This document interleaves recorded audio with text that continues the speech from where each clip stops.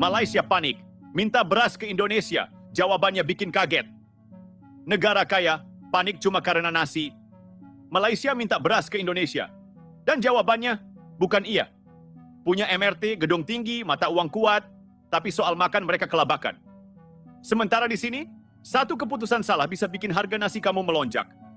Ini bukan soal balas dendam, ini soal bertahan hidup di perang pangan global. Dan sebelum kamu bilang Indonesia tega, ada satu hal penting yang harus kamu tahu.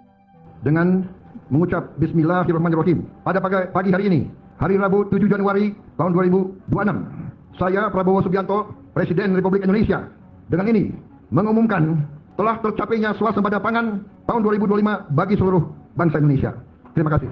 Faktanya teman-teman kalau lihat berita, kemarin ada negara Malaysia, rakyatnya itu kelaparan, panen beras gagal. Harga beras naik drastis di sana. Di Jepang, harga beras itu udah di atas 100.000 per kilo. Gila nggak? Malaysia kesini tergopoh-gopoh, menangis seperti pengemis, minta beras sama Menteri Amran. Krisis pangan di Malaysia semakin memburuk berkaitan dengan keputusan yang diambil oleh Indonesia untuk menghentikan impor beras. Keputusan ini jelas memberikan dampak yang signifikan terhadap stabilitas ekonomi Malaysia yang sebelumnya bergantung pada pasokan beras dari tetangganya. Dalam upaya untuk mengatasi masalah tersebut, pemerintah Indonesia berfokus pada peningkatan produksi beras lokal. Prabowo Subianto, sebagai menteri terkait, menyatakan keyakinan bahwa Indonesia dapat mencapai kemandirian pangan, khususnya beras, pada tahun 2025.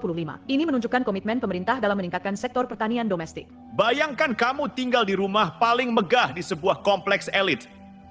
Gerbangnya otomatis, CCTV di mana-mana, tamannya luas, air mancur nyala siang malam. Mobil di garasi lebih mahal dari harga sawah satu desa. Tapi ada satu masalah yang luput dari kamera drone dan feed Instagram. Dapur kosong. Kulkas cuma berisi botol air mineral dan satu saus sachet yang udah kedaluarsa. Ketika perut mulai konser dangdut tengah malam, kamu buka aplikasi pesan makanan. Scroll. Loading. Kok tutup? Bukan karena kamu miskin, tapi karena barang memang nggak ada, uangmu banyak, tapi uang, sekali lagi, nggak bisa dimakan.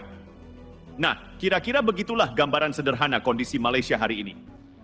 Negara yang dari luar kelihatan kinclong, MRT mulus, bandara kece, gedung tinggi berjajar, ringgit sering dibanggakan. Tapi di balik beton dan kaca itu, ada satu sektor yang ternyata rapuh banget, pangan. Dan ini bukan gosip warkop. Bukan juga karangan netizen gabut, ini krisis yang nyata. Selama ini kita kebanyakan terkecoh oleh tampilan luar. Kalau dengar kata Malaysia, yang muncul di kepala kita biasanya negara maju, lebih rapi, transportasi enak, gaji lebih tinggi. Jarang ada yang spontan mikir, wah ketahanan pangannya kuat nih. Padahal disitulah masalahnya. Malaysia itu contoh klasik negara yang kelihatan maju tapi tidak mandiri soal makan.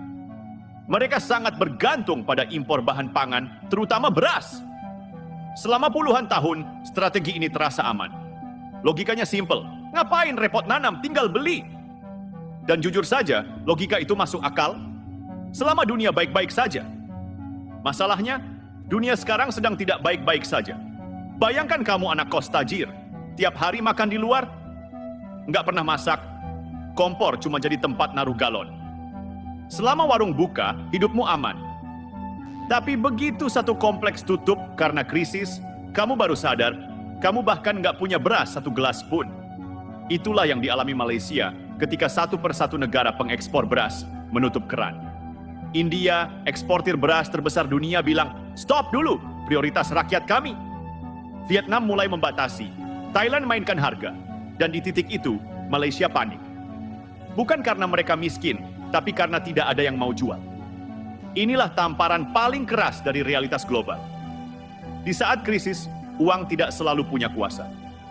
Negara-negara produsen akan selalu menaruh rakyatnya di nomor satu. Bukan karena jahat, tapi karena insting bertahan hidup. Dan disinilah mitos besar runtuh. Negara maju tidak sama dengan negara aman pangan.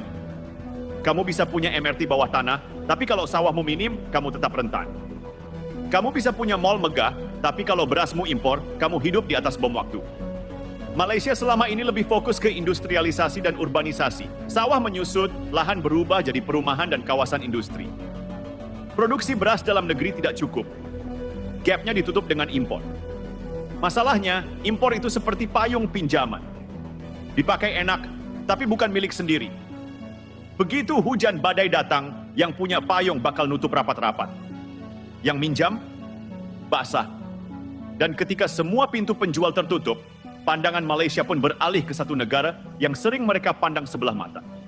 Indonesia. Ironis banget, Indonesia yang sering dicap terlalu agraris, kurang efisien, ketinggalan industri, justru punya satu keunggulan yang tidak bisa dibeli dengan teknologi, tanah dan petani.